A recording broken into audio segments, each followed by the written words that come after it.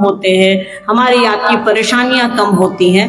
तो इसको करने की कोशिश हमको और आपको करते रहनी चाहिए। देखिए, आज दीदी माँ का जन्मदिन है, हम आप पौधा लगाते हैं, जो इस कार्यक्रम का मुख्य उद्देश्य भी यही है कि बनो तो शिव, रहो तो शिव और जियो तो शिव। शिव हमारे गुरु प्रकृति का आयन करते हैं, प्रकृति को धारण करते हैं, प्रकृति उनमें ही शयन करती है, ये पूरी सृष्टि उनमें ही शयन करती है। तो हमारा आपका कर्तव्य है कि उनकी बनाई हुई दुनिया की रक्षा हम आप करें। हम आप अपने घर की रक्षा करते हैं कि नहीं?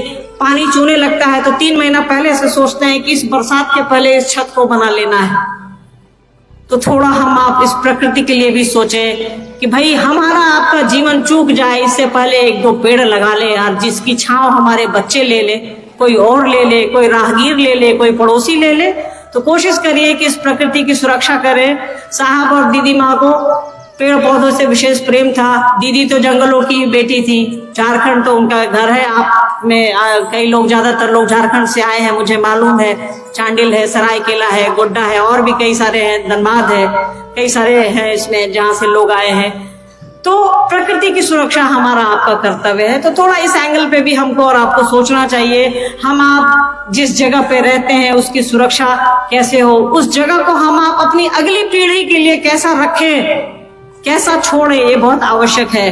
हम अपनी चीजों को तो रख लेते हैं, जमीन जायदाद तो रख लेते हैं, पर पेड़ पौधा नहीं रखते हैं, लोग उसको काट देता है। तो ऐसी कोशिश करनी चाहिए कि हम आप शिव की बनाई हुई प्रकृति का संरक्षण करें, तभी हम आप पानी पी सकेंगे, हम आप हवा ले सकेंगे, हम आप आगे जीवन स्वस्थ रूप से रह सकेंगे और अपने बच्चों के लिए, आगे की पीढ़ी के लिए, आगे की नस्ल के लिए एक अच्छा पर्यावरण दे सकें, एक अच्छा माहौल दे सकते हैं। देखिए, जो चीज हम आप नहीं जानते हैं उसको जानना हमारा आपका स्वभाव है। ये मानव की प्रकृति है, हमारा आपका स्वभाव है कि जो चीज नहीं जानिएगा उसको जानने की कोशिश हम आप करते हैं। छोटा सा इसको अपने घर से देख सकते हैं, पर्दा लगा रहेगा तो पर्दा हटा के हम आप जरूर देखेंगे। देखते हैं कि नहीं देखते हैं? सच बताइए, स्वभाव ही है हमारा आपका, कमोबेश मेरा भी, कमोबेश आपका भी। तो ये इंसान का स्वभाव है कि जो चीज नहीं दिखती है उसको देखना। तो वो ईश्वर हमको और आपको इस आंखों से नहीं दिखता है, तो व्यक्ति का स्वभाव होता है, जो लोग खोजी प्रवृत्ति के होते हैं कि जाने हम। तो इस धरती पर खोजी प्रकृति वाले जो ईश्वर को जानने का मादा रखते हैं वो साहब हरिंद्रानंद और दीदी नीलम आनंद हैं। तो ये उनके लिए लिखी गई लाइन है, ज्ञात अज्ञात को ज्ञात करना मानव की प्रकृति है, और वैसा ज्ञात जो साक्षी तो है पर मौन है, अनावृत है, उसका क्षुधा तो है और तीव्र होती है कृपा कर। मतलब वैसी चीजें जो हम आप नहीं जानते, मतलब वो शिव, वो परमात्मा, उसको जाना ही नहीं जा सकता है। हमारी एक किताब का एक श्लोक है कि हे शिव, आप कैसे हैं, आपको जानना समझना हमारी सीमा से परे है, पर आप जैसे हैं तत्व न जानामि कीदृशोऽसि तादृशाय नमो नमः। आप जैसे दिखते हैं, जिस रूप में है, जैसे भी हैं, जहां भी हैं, आपको बारंबार प्रणाम है। आप जैसे हैं, हमको नहीं मालूम आप कैसे हैं, पर मेरी इच्छा है आपको जानने की। तो वैसा मन होना चाहिए कि शिव को जान सके, शिव को समझ सके, शिव को जी सके। तो ऐसा मन धरती पर साहब हरिंद्रानंद और दीदी नीलम आनंद का है, जो पवित्र है, पावन है। तो उनके जैसा बनिए, उस अज्ञात को हम आप भी ज्ञात कर लेंगे, जैसे साहब और दीदी माँ ने किया। घोषणा कर लीजिएगा तो हम आप शिवशेष हो गए, तब तो हम आप आधा देश की घोषणा कर चुके हैं। पूरा अभी तो खत्म हुआ है यार कुंभ, हर आदमी लगता है 1 आध लाख घोषणा कर लिया है अपने जीवन में। जोड़ लीजिए, डाटा कहता है कि मोटा मोटी 5 करोड़ लोग हम लोग हैं, तब तो हो गया, सब लोग हिंदुस्तान में, दुनिया में शिवशिष हो गए। अरे भैया, घोषणा करने से हमारा आपका मन शिवशिष नहीं होता, हमारा आपका मन गुरु की दया से शिवशिष होता है, साहब दीदी के आशीर्वाद से शिवशिष होता है। घोषणा कर लेने से कोई शिवशिष नहीं हो जाएगा, भैया बोल देने से कोई भैया नहीं हो जाता है। हॉस्पिटल में जाकर के तो सिस्टर को हम लोग, नर्स को हम लोग सिस्टर सिस्टर कहते रहते हैं, हो जाती है वो सिस्टर। ईमानदारी से सोचिए और बताइए तो जरा, ऑटो से कितने लोग आए होंगे यहाँ गांधी मैदान। हम लोग भी कभी कभी जाते हैं, भाड़ा 15 रुपया है, अगर वो 20 रुपया मांग ले तो पहले तो बोलते हैं भैया रोक दो, अपर्णा कॉम्प्लेक्स आ गया। रोकता है बेचारा, बोलते हैं कितना कहो पैसा, तो 20 रुपया। तुरंत भैया से रे पर उतर आते, अरे भाड़ा 15 रुपए की 20 रुपया। सोचिए 5 रुपया, मात्र 5 रुपया आपकी बोली बदल देता है, आपकी सोच बदल देता है। और आप कह रहे हैं बोली में शिवशिष हो जाएंगे।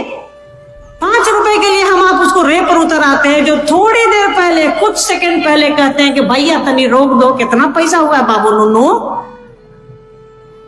हमारी एक चाची है, वो धनवा बेटवा से नीचे नहीं बोलती है, और उनसे भी जब टेम्पो वाला 5 रुपया मांगता है ना, तो पढ़ी लिखी नहीं है बेचारी, तो कहती उसको धनवे बोल के कहती है कि धनवा 5 रुपया ज्यादा लेबा।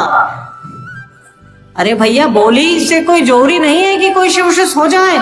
साहब की बात याद रखिए, साहब ने कहा है कि कोई घोषणा करा लेता है तो इसका मतलब ये नहीं कि वो शिवशिष हो गया, उसका आचरण देखिए कि वो शिवशिष है या नहीं।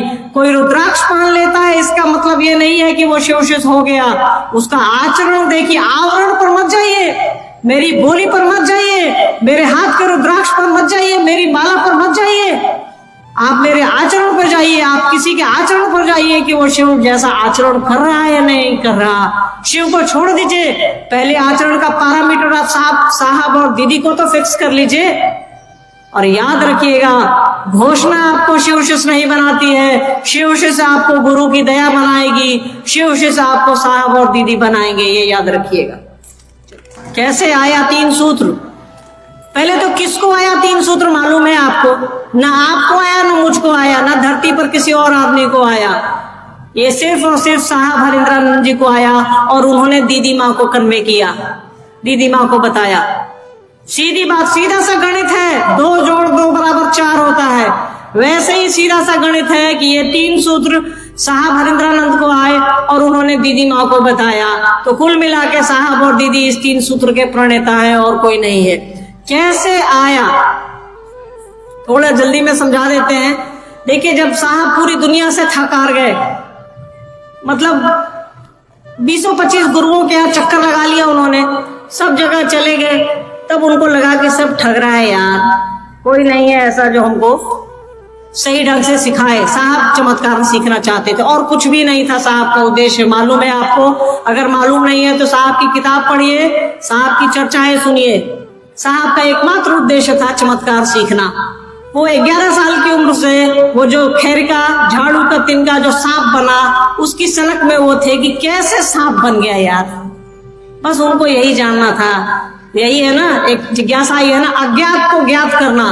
साहब को वही ललक थी, अज्ञात को ज्ञात करना, यही उनकी चाहत थी। इसी में वो भटक रहे थे। अंत में सन 1974 में आरा के गांगी शमशान में, जो हमारा पड़ोसी जिला है, वहां से कई लोग आए हैं, लगभग 400-500 लोग आए हैं वहां से भी। वो तो ज्यादा गर्वान्वित रहते हैं कि भाई आरा में साहब महादेव को गुरु बनाए। सही बात है भाई,